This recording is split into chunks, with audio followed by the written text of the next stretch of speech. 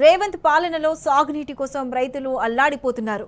సాక్షాత్తు సీఎం సొంత జిల్లా అయిన ఉమ్మడి పాలమూరులోనే అన్నదాతలు ఇబ్బందులు పడుతున్నారు. వనపర్తి జిల్లా ఆత్మకూరు ఎంఆర్ఓ ఆఫీస్ ఎదుట గులాబీ శ్రేణులు ధర్నాకు దిగారు. జూరాల ఆయకట్టుకు వెంటనే నీటిని విడుదల చేసి రైతులను ఆదుకోవాలని డిమాండ్ చేశారు. ఈ మేరకు రైతులతో కలిసి ఎంఆర్ఓకు వినతి పత్రం అందించారు. అటు జూరాల ప్రాజెక్టు దగ్గర ఆయకట్టు రైతులు ఆందోళన బాటపట్టారు. రాస్తారోకో నిర్వహించి నిరసన వ్యక్తం చేశారు.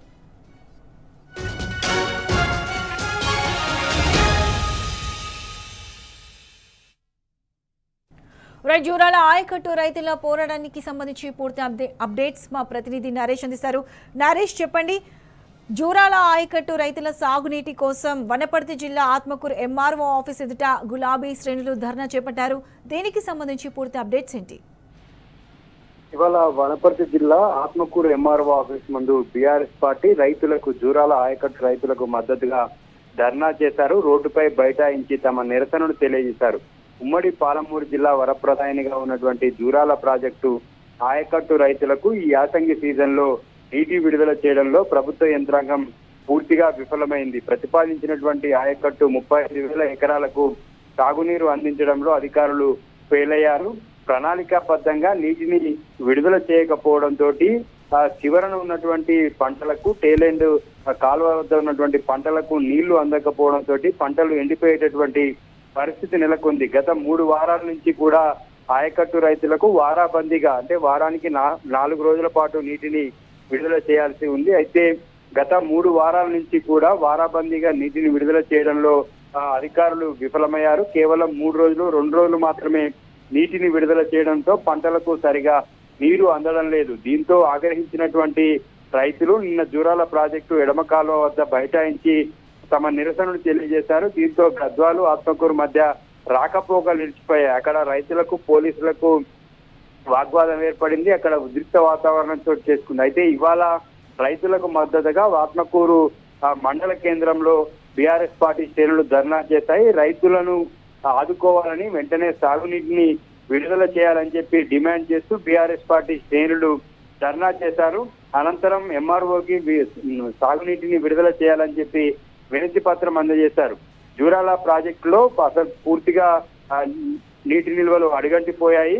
అయితే కర్ణాటక నుంచి సాగునీటిని విడుదల చేయించడంలో ఇక్కడ ఉన్నటువంటి తెలంగాణ సర్కార్ విఫలమైందని చెప్పుకోవచ్చు. ఇక్కడ ఉన్నటువంటి జిల్లా మంత్రి జూపల్లి ఎమ్మెల్యేలతో కలిసి అక్కడ ఉన్నటువంటి సీఎం సిద్ధరామయ్యను, ఉప ముఖ్యమంత్రిగా ఉన్న డీకే శివకుమార్ ని ఇద్దరిని కూడా రిక్వెస్ట్ చేశారు. రిక్వెస్ట్ చేసినప్పటికీ కూడా కర్ణాటక సర్కారు 4 టీఎంసీలను నీటి విడుదల ఒప్పుకుందని చెప్పి మంత్రులు ప్రకటన విడుదల చేశారు. దాదాపుగా 2 నెలలు గడిచిపోయింది. వారు ఆ కర్ణాటక పర్యటనకి వెళ్లి 3 రోజుల పాటు అక్కడే ఉండి అక్కడ ఉన్నటువంటి సీఎం ని డీకే శివకుమార్ ని కలిసి ఆ తెలంగాణకు 5 టీఎంసీల నీటిని విడుదల చేయాలని రిక్వెస్ట్ చేశారు. అయితే 4 టీఎంసీలకు ఒప్పుకున్నట్లుగా ఆ మంత్రులు ప్రకటన విడుదల చేశారు. దాదాపుగా 2.5 నెలలు కావస్తుంది. కానీ కర్ణాటక సర్కార్ కేవలం 1 టీఎంసీ నీటిని మాత్రమే జూరాలకు వదిలారు. కానీ వేసవి కాలం కావడంతో జూరాల ప్రాజెక్టుకి 0.45 టీఎంసీలు మాత్రమే నీరు చేరుకుంది. ఈ నీటితోటి ఇన్ని రోజుల పాటు రైతులకు సాగునీటిని విడుదల చేస్తూ వచ్చారు. అయితే సరైనటువంటి ప్లానింగ్ లేకపోవడంతో ఇరిగేషన్ అడ్వైజరీ బోర్డు సూచనలు పాటించకపోవడంతో ఆయకట్టు ప్రతిపాదించినటువంటి 35,000 ఎకరాలకు నీటిని విడుదల చేయలేకపోయారు.